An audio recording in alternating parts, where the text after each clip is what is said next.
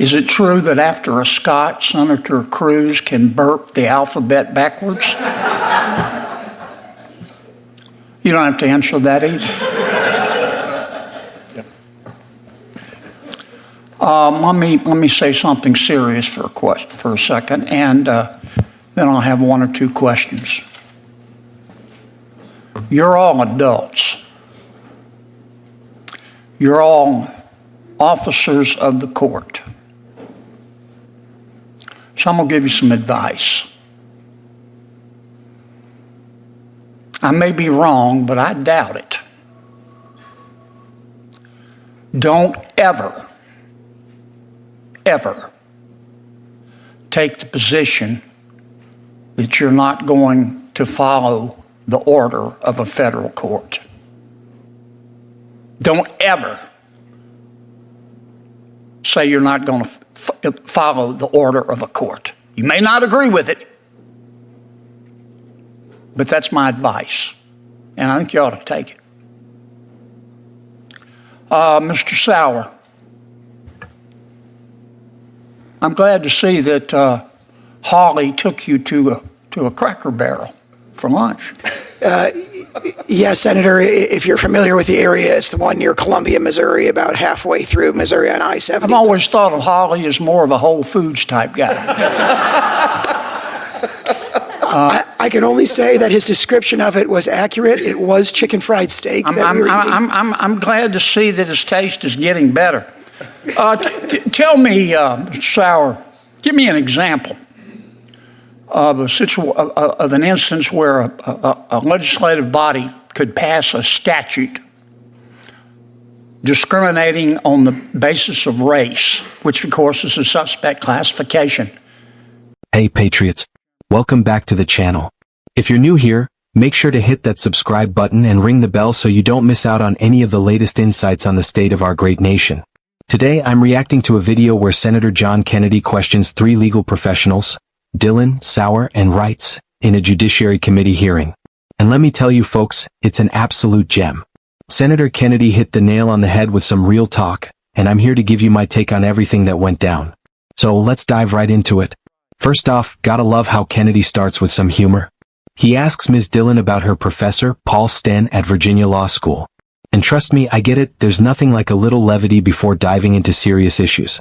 Kennedy's quip about Sten being brilliant and how he would have made a great federal judge if Kennedy had gotten to Washington sooner. Classic Kennedy, right? But let's be real here, Kennedy's not just some comedian. This guy knows how to bring up tough issues without being a total buzzkill. He's setting the tone for what's coming. Now let's talk about the real meat of the hearing. Senator Kennedy dropped some solid truth bombs when he told these legal experts that if you're an officer of the court, meaning a lawyer or legal professional, you must follow the orders of a federal court, even if you disagree with them. He said it's perfectly fine to criticize or appeal a court ruling, but never should you refuse to follow it. And let me tell you, Patriots, he's absolutely right. As conservatives, we believe in the rule of law. It's a cornerstone of our republic. But these days it feels like the left wants to tear that down, doesn't it?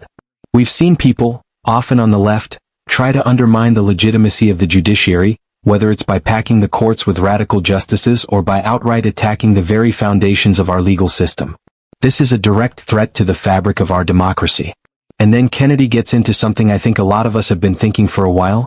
There are people out there trying to delegitimize the federal judiciary. They don't like that the courts sometimes make decisions they don't agree with, so instead of respecting the process, they want to attack it. We've seen it, folks. Remember the riots and protests when the Supreme Court made its decisions on issues like abortion and gun rights? That's the left trying to burn down the house because they didn't get the outcome they wanted. It's not just about disagreeing, it's about trying to tear apart our institutions so they can remake America into something unrecognizable. And Kennedy nailed it when he brought up the threats against justices like Gorsuch and Kavanaugh. This isn't just about policy, this is a direct attack on the integrity of our courts and the American system itself. Now, let's move on to something else that really caught my attention. Thank you, Mr. Chairman. The credentials of each of you are impressive. Ms. Dhillon, did you ever have Professor Paul Stephen at Virginia Law School? I did, Senator. I think it was my first year. Yeah. He's brilliant. He should be on the federal bench. He would have been if I had gotten here sooner. Mr. Reitz, I introduced Senator Cruz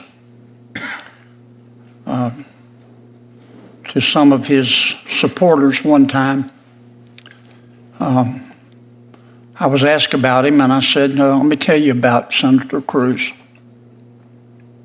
He's brilliant, but so was the Unabomber. You've got to watch him like a hawk."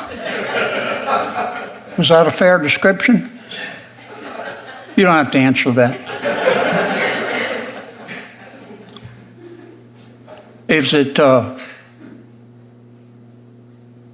it true that after a Scot, Senator Cruz can burp the alphabet backwards? You don't have to answer that either. Let me say something serious for a second, and then I'll have one or two questions. You're all adults. You're all officers of the court. So I'm going to give you some advice. I may be wrong, but I doubt it. Don't ever take the position that you're not going to follow the order of a federal court. Ever. Now, you can disagree with it. Within the bounds of legal ethics, you can criticize it. You can appeal it. Or you can resign. For 4 years, I have watched people in this town, not everybody, but many, try to undermine the legitimacy of the federal judiciary. And it triggered each and every time my gag reflex. I've watched them try to pack the Supreme Court. I have watched an esteemed member of this body on the steps of the Supreme Court threaten Justices Gorsuch and Justice Kavanaugh. I've seen that. I've seen this body, some in good faith, but some in bad faith, try to impose an unconstitutional, violative of the separation of powers doctrine, ethics code on the Supreme Court, just to try to undermine their legitimacy. Now, all our judiciary has, an equal branch of government has its legitimacy. It doesn't have an army. Don't ever say you're not going to follow the order of a court. You may not agree with it, but that's my advice, and I think you ought to take it. Mr. Sauer, I'm glad to see that Holly took you to a Cracker Barrel for lunch. Yes, Senator, if you're familiar with the area, it's the one near Columbia, Missouri, about halfway through Missouri on I-70. I've always thought of Holly as more of a Whole Foods type guy. I can only say that his description of it was accurate. It was chicken fried steak that we were eating. I'm glad to see that his taste is getting better.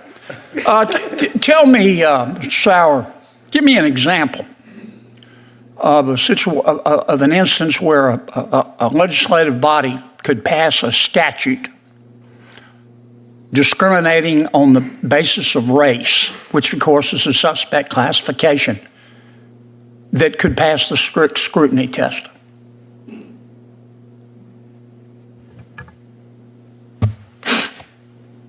I can't think of a hypothetical as I sit here. However, I am aware that there is a line of cases holding that.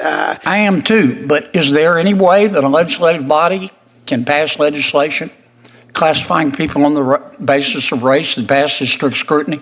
I can't imagine a scenario as I sit here, Senator. How does the doctrine of equal protection apply to the federal government?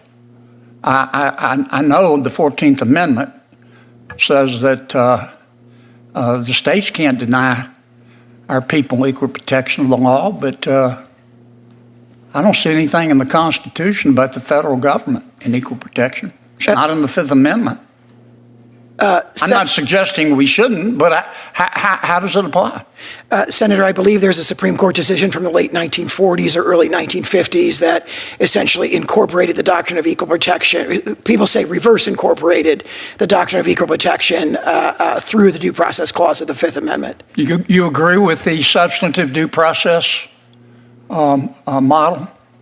I have criticized that doctrine in many of the legal briefs that I've filed that I've disclosed to the committee. Well, without it, how would we have equal protection of the laws applied to the federal government? As I sit here today, I don't dispute the holding of what the Supreme Court held about 60, 70 years ago, and I accept that as binding law. You just think they got the methodology wrong? Well, you asked about the substantive due process doctrine. The doctrine of reverse incorporation is different than that. And as I sit here today, I'm not prepared to say whether they got it right or got it wrong. I'd have to read the opinion again. It is long settled in binding law, in my understanding, though. Thank you, Mr. Chairman. Thank you, Senator Kennedy. And in light of your initial line of questioning, I ask unanimous consent that at subsequent hearings, Senator Kennedy be bound and gagged. I'll withdraw that request and recognize Senator Whitehouse. Kennedy asks Mr. Sauer about a situation where a legislative body could pass a law discriminating based on race, yet still pass strict scrutiny. And let me tell you, the answer we got was exactly what I expected. Sauer says he can't think of any such hypothetical. But folks, this is a moment we can really dig into. We all know that America was built on the idea that all men are created equal. So why, in 2025, are we still having conversations about laws based on race? And even more importantly, how is it that the left can still push policies that, let's face it, are basically racially discriminatory under the guise of social justice? We've got people out here saying that it's okay to treat some people better than others because of their race, and they call it equity. But folks, that's not justice. That's not equality under the law. Kennedy's right to put Sauer on the spot about this because this is a fight we need to be having. Then we get into the constitutional nitty-gritty. Kennedy asks Sauer about the equal protection doctrine, specifically how it applies to the federal government. And I have to say, it's a bit concerning to hear Sauer initially struggle with the question. But look, this is a perfect example of how the left has done a number on our legal system. There's been so much confusion around basic constitutional principles that many legal professionals can't even give a straightforward answer. Kennedy's point about how equal protection wasn't explicitly in the Constitution for the federal government is crucial. But don't get it twisted, patriots. The Supreme Court did incorporate equal protection through the Fifth Amendment in a case back in the 1950s. And that's a great thing, but it's still based on flawed logic that was heavily influenced by leftist ideology. You see, the left has long used legal doctrine to push their agenda. Take substantive due process, for example. It's been used to justify all kinds of things that have no basis in the Constitution. And Kennedy's critique of it is something we should all consider. There's a reason why the left loves to manipulate legal doctrines. They've figured out how to twist the Constitution to make their radical ideas fit, and it's not a good thing for America. And of course, Kennedy being Kennedy, he can't resist throwing in a little humor at the end. He jokingly asks if they should gag him during the hearing. You've gotta love his style. But honestly, folks, even though this was a lighthearted moment, it's just another example of how Kennedy doesn't take himself too seriously. But he's dead serious when it comes to the issues that matter. And in this case, those issues are the rule of law, judicial integrity, and the fight against the left's attempts to destroy our republic. So what do I think, patriots? Kennedy was spot on in his assessment. The federal judiciary is under attack, and we've got a responsibility to protect it. The left is constantly trying to erode the foundations of our nation, from pushing racial discrimination to rewriting the Constitution to suit their radical agenda. But we won't stand for it. We need leaders who aren't afraid to call out this nonsense when they see it, and Senator John Kennedy is one of those leaders. As conservatives, we have to stay vigilant. We need to keep pushing back against the left's attempts to rewrite our history and destroy our institutions. The Constitution isn't just some piece of paper. It's the backbone of this country. And if we let the left tear it down, we might as well be tearing down the very idea of America itself. So, patriots, let's keep fighting. Let's stand by the Constitution, by the rule of law, and by the values that made America the greatest country on earth. If you agree with me, drop a comment below. Make sure to like this video and share it with your friends. And as always, stay strong, stay proud, and keep fighting for America.